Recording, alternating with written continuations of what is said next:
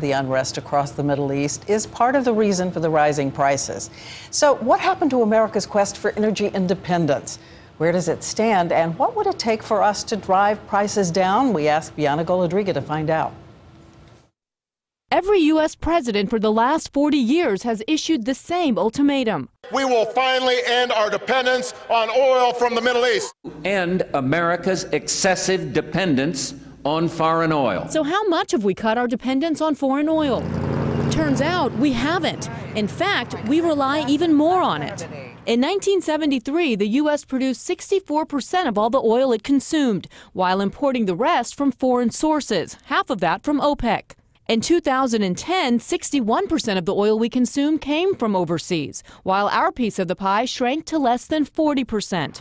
Almost 10 years after 9/11 and a rededication to reducing oil imports, still no change. Political will is the main thing that's keeping us from relying less on foreign oil. We can't change things overnight. We need to bring down the cost of alternatives and push them into the economy. But if we don't get started now, we'll never get there. Advancements in technology have increased American production, but not nearly enough to reduce oil imports.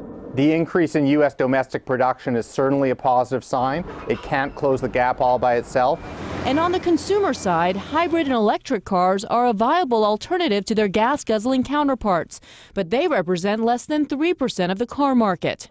In order to make a significant dent in our demand for foreign oil and therefore reduce gas prices, those cars would have to make up 20% of the market.